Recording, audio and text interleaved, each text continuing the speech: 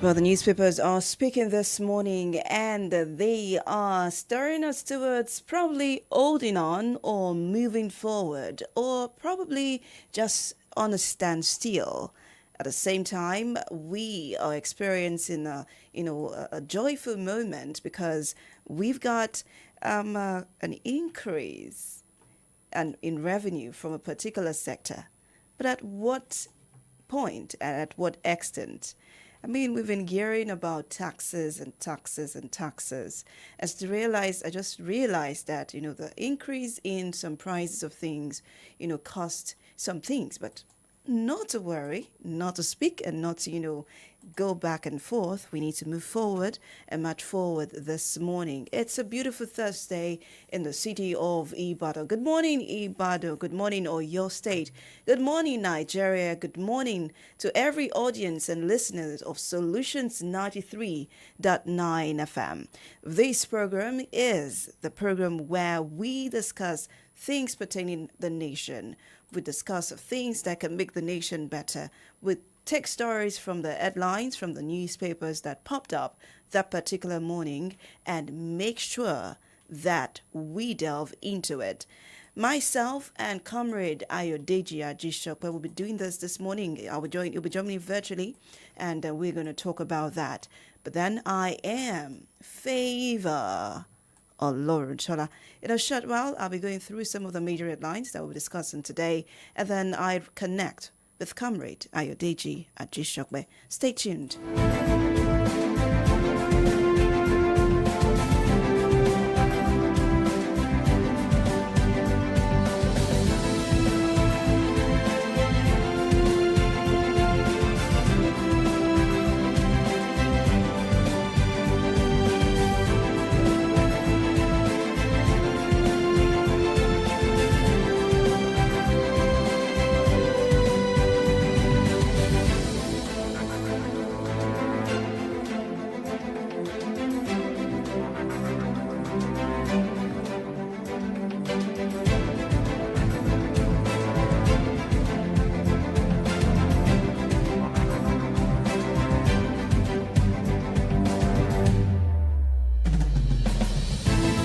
Let me begin with the Vanguard newspaper today. 2027 micro-zoning stirs tension in PDP.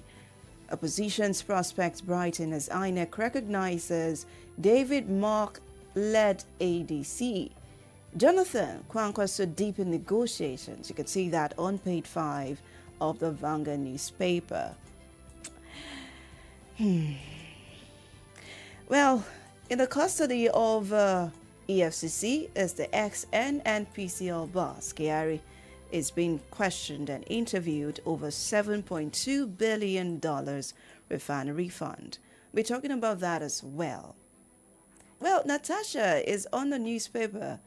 Senate must allow Natasha Bax as ADC, ex-Kaduna AG. Jacob speaking there. Well, once again, the nation has suffered another national grid collapse.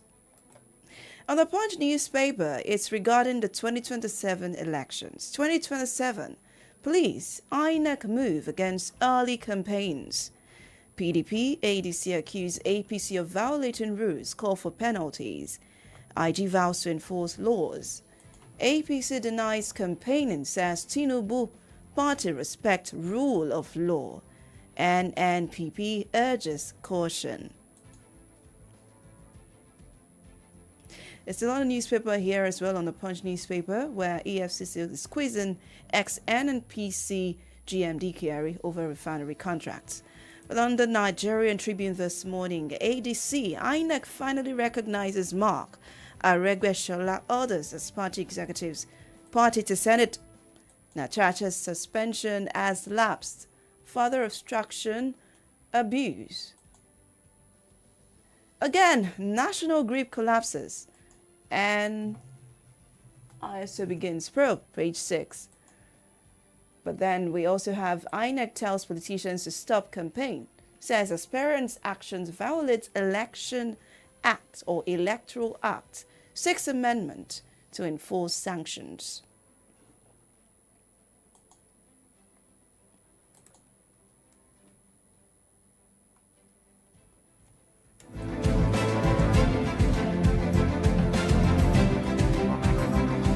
On the Nation newspaper, it is clearly written here EFCC quizzes carry over spending on refineries. Others, ex GECEO,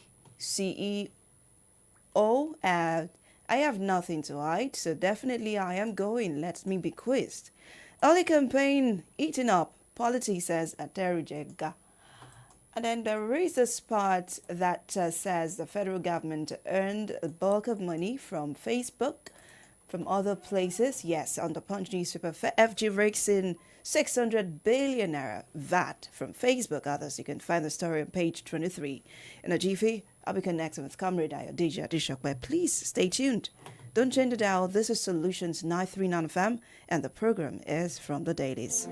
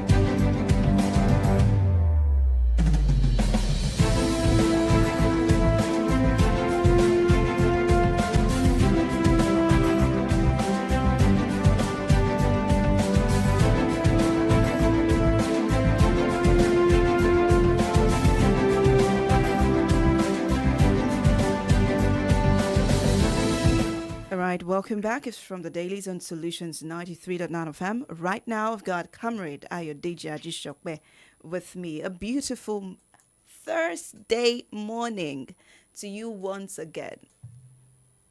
Yes, I can say that over and over again. It's another beautiful Thursday morning here. And of course, to our viewers and listeners, we say, an equally beautiful day to you. All right, let's get into business.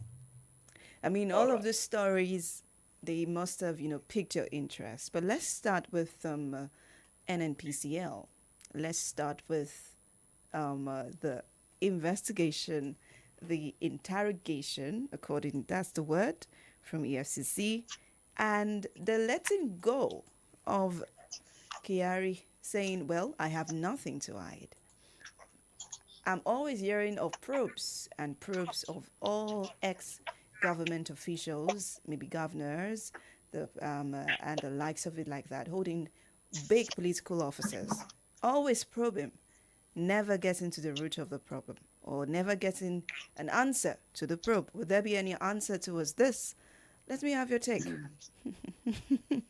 Yeah, but it's quite interesting. I will recall that Mola had always been talking about when would NNPC be proved. And I said, who owns NNPC?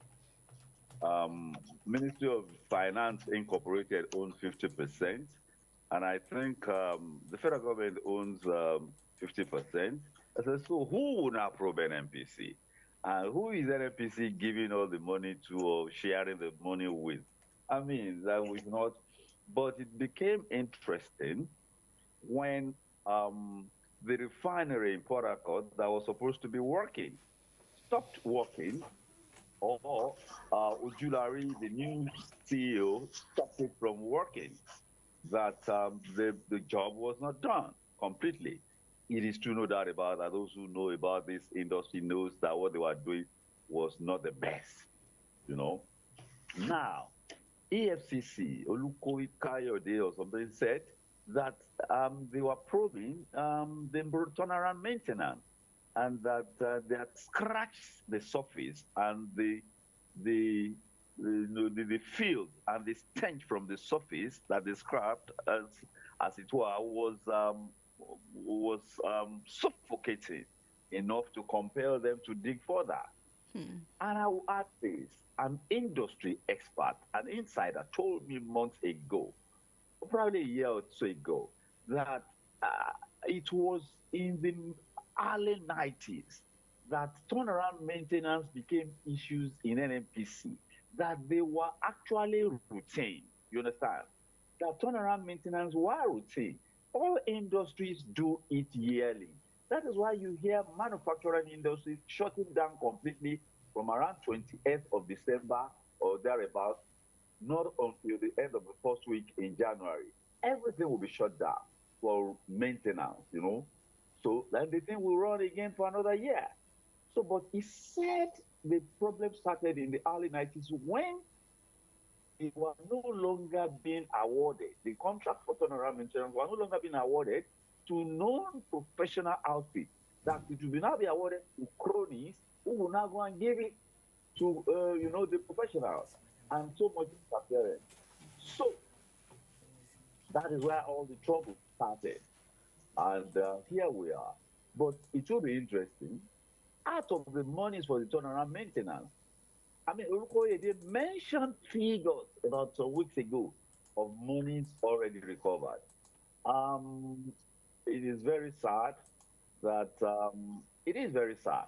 But I know that if the current CEO has the backing, and I mean full backing of the president, we will have results.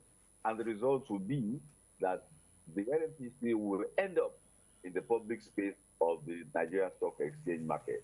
But let us await, the outcome of all of this. Let us await the outcome. You will see that the president was very, very, very, well, I won't say slow, I want to say deliberate in not jumping the gun in removing NNPC group CEO, like they removed the CBN governor and all of that, because that was so fair and brazen, running for president while he was governor of State and all of that. Mm-hmm. But yeah, I mean, you cannot just move carelessly as regards NNPC. So let the process go on. Let's see what the outcomes will be.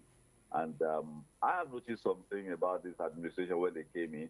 All the people they know got money illicitly, rather than the approach of the Buhari era when they started clapping people in jail, not allowing them to go, even when granted bails by court.